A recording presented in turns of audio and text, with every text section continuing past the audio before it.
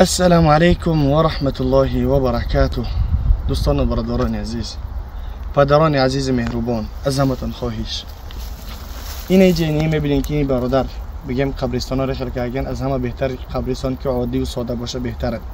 در عربستان ببینین که عشره مبشره یعنی صحابه ها بهترین انسان سبحان الله بعد از پیغمبر، قبرستان هاشون بگم اونها را در زنده بدنشون بشارت به جنت کرده بدن. سبحان الله، رضی الله عنهم و رضوا عنه. شیدگی الله در قرآن میگه سبحان الله قبرستان همه یک سنگچک موندگی، بعضیش نموندگی. از قبرستان بگیم پیغمبر عمکی پیغمبر میبینی یگان چی ندارن، نمیبینی سبحان الله که در نام بالای اونها یگان چی نوشته باشه. عموما مقصد و مطلب ما این است، مقصد و مطلب ما چیست که بسیاری مردم برادرها یعنی چیکار میکنن، فرزندهاش سبحان الله سن 16-17 ظلم میکنن، کار بگیم برای ما مراجعت از ترمه شده بود. سبحان الله که زنگ زدن سبحان الله برادرها که برادر به خاطر الله در ویدیوهات نشر بکه تا اینکه بچه ها یاش بررسی روان نکنن. یعنی ترمه پری بچه های 2002 3 4 5 میگه بچه برادر زنگ زد الله نمیشناسمش، ویدیو پستانه و نیست، خود به خاطر الله ظلم شو نکنین، از خدمت بسیاریاتون میگرزون راسیاشون روان میکنین.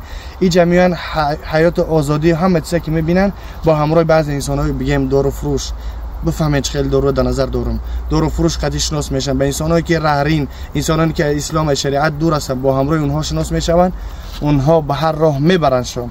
مقصد و مطلب ما چیه که فرزندها را بهترین تربیت خوب کنین تا اینکه در ترمه نشینن. بسیاری برادرها قضیه برادرش اومدگی بگیم کار کنی، برادرش بگیم با دیگه انسان‌ها یا رفیقش ترمش کردگن، این به خاطر اینه که برادرش در ترمه تاجیکستان رفتن نمیتونه که خش اقرباش سوال کنه کنی رفیقت کنی برادرت نگه که در ترمه با اون خاطر میگم از همون خاطر حتی پیش دن فرزند رفتن نمیتونم رفیقم در ترمه 2 سال دیگه موندگی که ترمه آزاد شوه و بعدا تاجیکستان برن.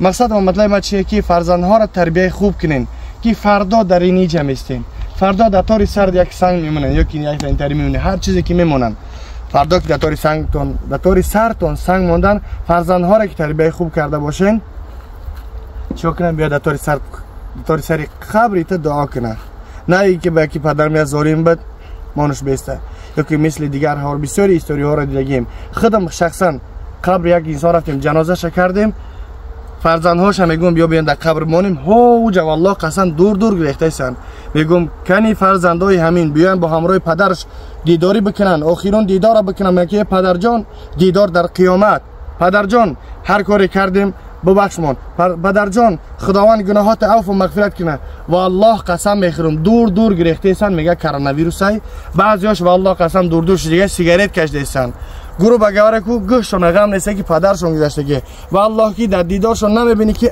اشک دیده باشه، غمگینی را نمیبینی. سبحان الله، این آیه چی فهمیده میشه که پدر بی نماز بود، فرزندها بی نماز هستند، آوردن رنگ جمعی ارز در بین رسول الله قسم گورش کرده.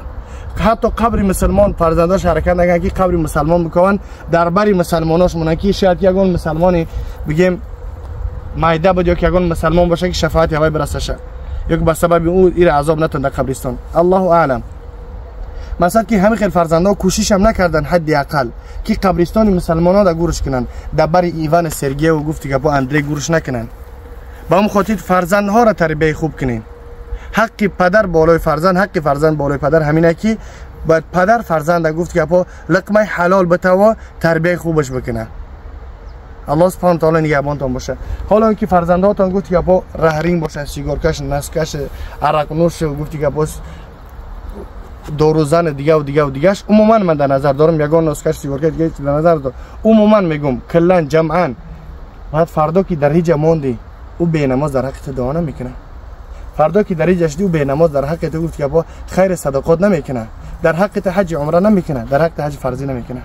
با مخاطر فرزند برای ما و شما چی در کاره که الولد صالح یدعونه، بعد از مرگ ما فرزند صالح در حق ما دعا کنه که پروردگارا پدر ما گناهاش عفو و مغفرت که آن سبب شد و ما امروز در دنیا هستم، آن سبب شد که الحمدلله ما داخل ترمه نیستم، آن سبب شد که من تربیت خوب کرد ما با همراه گفتی که با عرق نوشا و نرکمنان نیستیم، الحمدلله که در گنج ترمن نیستیم به سبب گفت که با اخمقیم و رفتار بدمو.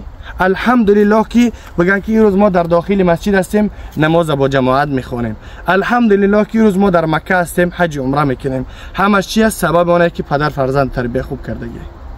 الله سبحانه و تعالی نگهبانتون باشه. خاص به خاطر الله فرزنداتون را به خاطر خدمت نگریزونین، خدمت بکنن تا اینکه آداب و اخلاقیات یاد بگیرن. اترما خدمت میگرزونشون میان رئیس یا سلیم سال میسن با همراه آدمای احمقا شناس میشن، میرن کنج ترما را میگیرن. این لله و انا الیه راجعون. بعضیشون در ترما میگذرن، ما را زنگ میزنن، ما از همین چیز آگاهیم، بسیار زنگ میشوه که بچه‌هایش میارن یعنی زکان نمیدونن، یگان چیزا نمیدونن، میان گفت که بالات کوبشون میکنن، در داخل ترما عذاب میکشن، بعضیاش گفت که با اینوالید میکنن، از اونجا بیرون میکنن. بچه‌ها زنگ میزنن که جمعیان بچه‌هایش 2006 پرستار که بچه که یوش لوغر خراب میدک در ترما چیکار میکنه؟ گفت یا با یگان دیوی انبل. سبحان الله. بعضیش مثال میگن سبحان الله ما راستی اومدیم دخترا مثلا که تای مینی شورت یا مینی یوبکا دیدیم، ما خیال که می پرستیتوت کن قنچقه میگه پرستار کردیم، میگه جنگ ماشین بردن ترما ممکن 7 سال ترما موندن. هرچی سبب برازبور جنگ جنجال زایلش نیست. با اون کوتی تربیت خوب که داشته باشن یار دیدن روشون واسه میگردونن. الله سبحانه و تعالی نگهبانتون باشه. فرزنداتون خدمت نگریزونن، بهترش که خدمت کنه و در ترما نشینه. ای خدمت میگریزونن میان گفتی اپا ای او میگریزون در تای علوشون میمونین، ای بارون میگریزون در تای برف میمونه. خدمت که نکنه بیاد اینجا در رسید ترما بشینه. نعوذ بالله. الله نگهبانتون باشه. هیچ کس نمیخواد که فرزندش سبحان الله در داخل ترما باشه، لیک برای اونی که در داخل ترما نباشه تربیتشون کنیم. پول ملک مال هر چی قدر که جمع کنیم والله کم میگیم. تربیت خوب که داشته باشه پول ملک مال خودش میاد. الله میگه و یرزقه من حیث لا یحتسب. الله چنان رزق میده که حساب کتاب نداره، کنار نداره. و اون تربیت خوب داشته باشه پول ملک مال خودش پیدا میشه. الله سبحانه و تعالی نگهبان باشه. یگان چی غضبناک گفته باشم از همتون معذرت و بخشش میپرسم. در حق همین مرده ها دعا کنید که خداوند وارد جنت الفردوس الاعلی بگردونه. السلام علیکم.